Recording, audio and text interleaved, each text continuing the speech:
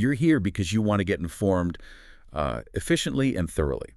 And that's exactly what's on our agenda today as we dive into Maria Shriver's new book, I Am Maria, My Reflections and Poems on Heartbreak, Healing, and Finding Your Way Home. It's an interesting combination, isn't it?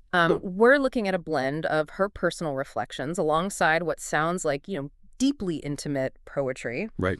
The book is out now, available in hardcover. It's listed around $30, but you can find it on Amazon for under $19 currently. Oh, quite a saving. Yeah, a good chunk off. And it's also in digital and audio formats if that's, more your thing. Right. It officially landed on April 1st, 2025.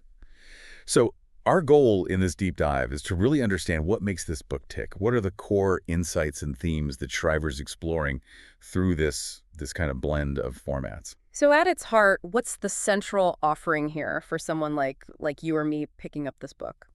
Well, from what we gather, it's presented as this interweaving of Maria Shriver's hard-earned wisdom with her deeply personal poetry. And the core message seems incredibly hopeful, that strength and love are attainable even on the other side of all of our hardest days. Yeah, That's a sentiment many of us can probably connect with on some level. absolutely. And the poetry itself seems to be tackling some really fundamental human experiences. We're talking about things like, the ever-evolving sense of identity, those inevitable encounters with grief and loss, Yeah. the complexities of love, that feeling of longing, the experience of heartbreak, and ultimately the process of healing. These are themes that resonate pretty widely, I'd say. Exactly. And it sounds like these poems aren't just abstract thoughts either.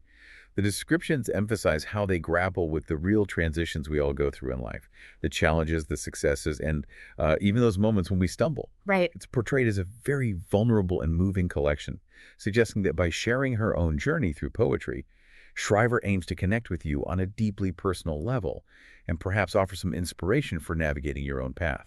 What's particularly interesting, I think, is that the book isn't solely presented as Shriver's personal poetic expression.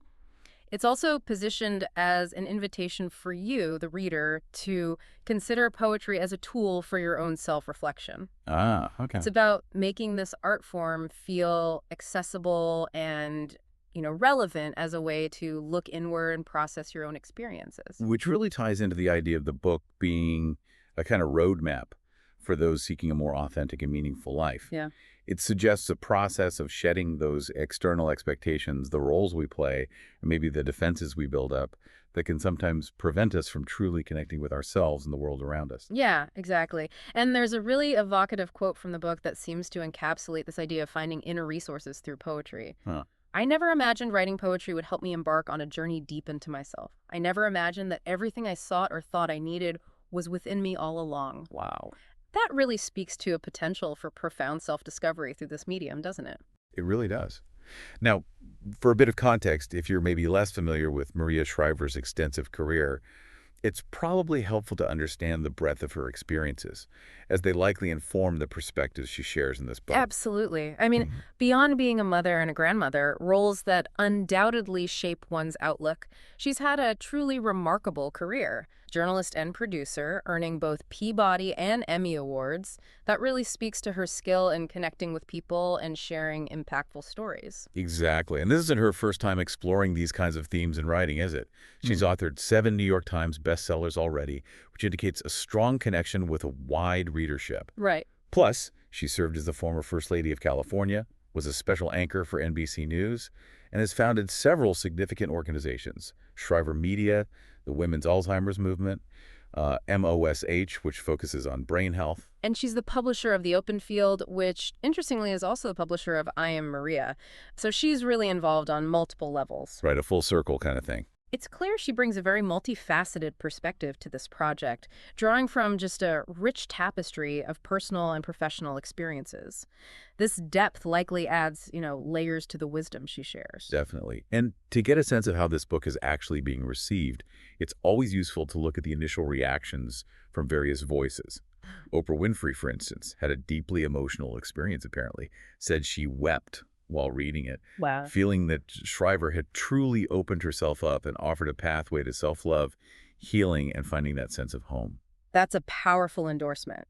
And Anne Lamott, another really respected author, praises Shriver's courage and honesty, depth, wisdom, and charm in both her reflections and the poems. That suggests a real sense of authenticity. Right. And Rich Roll, from the health and wellness world, he highlights Shriver's courage in using poetry as a means to explore her life, positioning it as a significant tool for self-discovery and building resilience through that vulnerability. What I found particularly insightful was young Pueblo's perspective. He actually calls Maria Shriver one of my heroes. Really? Yeah, and considers the book essential reading for anyone wanting to connect with their inner voice and heal. He even uses the term reporter poetry. Reporter poetry. Hmm. What does that imply? Well, he suggests it's a direct and insightful style rooted in her lived experiences, like reporting from the front lines of her own life. For you, the reader, this might imply a very accessible and relatable style of poetry, not something overly academic or obscure. Huh. Reporter poetry. That's a really interesting way to frame it. Okay. And Martha Beck, another New York Times bestseller, she sees the book as a map of Maria's awakening, aimed at guiding you, the reader, to look inward and discover your true self by sort of letting go of ego-driven perceptions. And Simon Sinek, known for his work on leadership and finding your why, speaks to a personal resonance with Shriver's wisdom. He said reading the book felt like having her right there, offering her insights directly. Like a conversation. Exactly. It suggests a very intimate quality to the writing, even in the poetry. Finally, the booklist review gives a more, maybe traditional critical perspective. They note Shriver's shift from that demanding journalism career towards focusing on self-care through writing. And they emphasize her use of this wholly personal poetry as a way to express raw emotions, ultimately leading to self-analysis and self-love.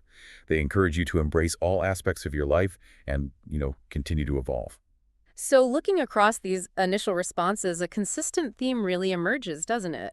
The book is being seen as deeply personal, genuinely honest, courageous in its vulnerability, and ultimately aimed at guiding readers like you towards self-discovery and healing through Shriver's own reflections, expressed in this poetic form. Makes sense.